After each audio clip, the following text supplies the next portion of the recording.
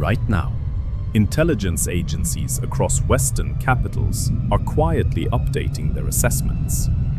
Not because of a superpower, not because of a nuclear crisis, but because of one young army captain in one of the world's poorest countries.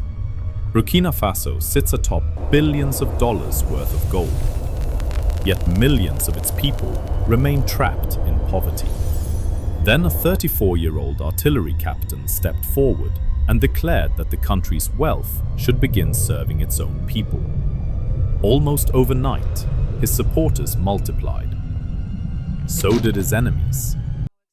Why? He wasn't chasing power. He was chasing dignity.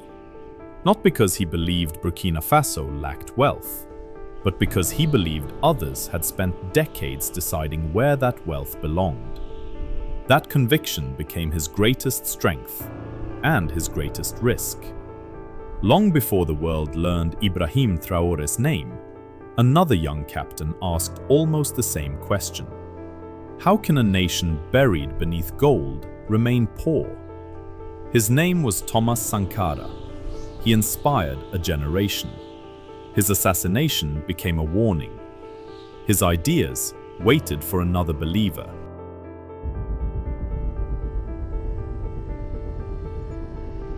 Burkina Faso should have been prospering. Gold poured from its soil. Cotton filled its fields. Its population was young. Its resources were vast. Yet prosperity kept slipping away, like water through cracked earth. Meanwhile, jihadist violence spread across the Sahel. Villages emptied. Families fled. Young soldiers fought with aging equipment, while political leaders struggled to contain a crisis that expanded faster than every promise made to stop it. Hope slowly became survival. Among the officers deployed to the front, one captain kept asking a dangerous question. If soldiers are sacrificing everything, why does nothing ever change? Unlike many senior officers, Ibrahim Traoré studied geology before joining the army. He understood what lay beneath Burkina Faso's soil. Then he chose military service. Not because he loved war, because he believed someone had to defend the nation that sat above that wealth.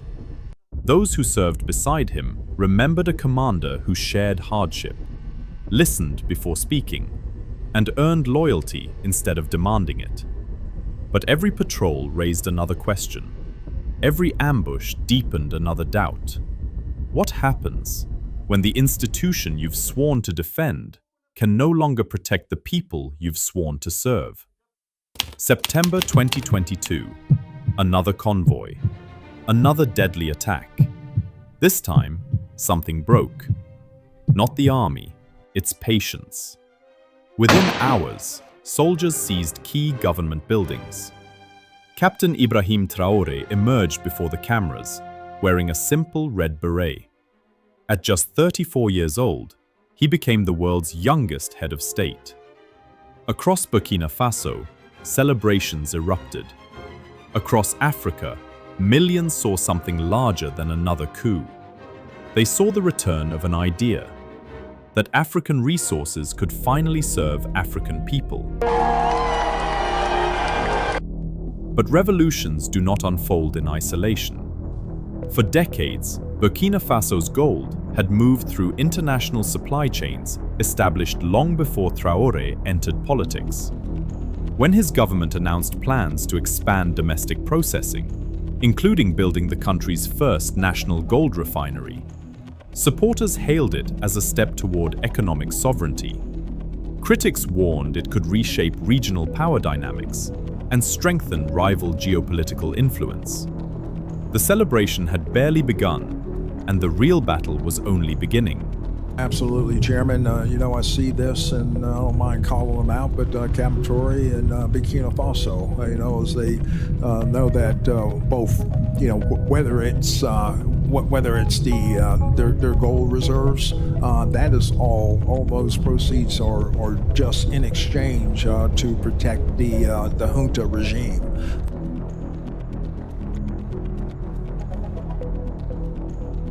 Gold rarely stays where it's found.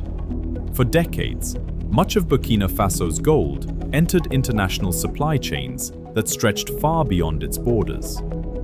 Then, Ibrahim Traoré's government announced plans to expand domestic processing, including building the country's first national gold refinery, and argued that more value should remain inside Burkina Faso.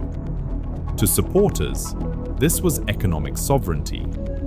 To critics, it risked disrupting established relationships while drawing the country closer to new geopolitical partners. Across Western capitals, concern grew. American lawmakers publicly warned that rival powers, including Russia and China, could exploit instability across the Sahel to expand their influence over strategic minerals and regional security. Supporters countered that Burkina Faso was simply seeking alternatives after years of frustration with traditional partners. The battlefield was no longer only military. It had become economic, diplomatic, psychological, and every move was watched by the world. Then, reality arrived. The insurgency did not disappear. Communities still lived under constant threat. Thousands remained displaced. The same people who celebrated the revolution now wanted results. Not speeches, not promises. Security, food, schools, a future. Every decision carried a price. Strengthen security and face criticism over civil liberties. Move cautiously and risk losing momentum. The cheering faded. Responsibility remained. Power suddenly weighed more than revolution ever had. But collapse did not come. Instead, adaptation. Infrastructure projects expanded. Domestic manufacturing received renewed attention. Agricultural investment increased. Supporters pointed to these efforts as signs that Burkina Faso was trying to rely more heavily on its own resources and institutions. Critics argued that progress remained uneven and that security challenges continued to overshadow economic ambitions. Both sides understood one thing. This experiment mattered far beyond Burkina Faso. Across Africa, millions were watching. Perhaps this story was never only about one president or one country. Perhaps it asks a question every resource-rich nation eventually faces. Who should benefit first? The people living above the resources? Or the markets waiting beyond their borders? Gold is only metal. Power decides where its value flows. And every generation must choose whether to inherit an existing system or attempt to rewrite it. Remember the question we began with? Why did the enemies multiply the moment one young captain tried to change the equation? Perhaps because revolutions rarely threaten only governments. They threaten incentives. They challenge assumptions. They force powerful interests to recalculate. Whether Ibrahim Traoré ultimately succeeds or ultimately fails, history has not yet delivered its verdict. But one reality is already clear. Burkina Faso is no longer a forgotten nation on the edge of the Sahara. It has become a test case for sovereignty, for resources, and for the future balance of power across Africa. And if history has taught us anything, it is this. When one nation begins rewriting the rules, others soon begin asking whether they can do the same.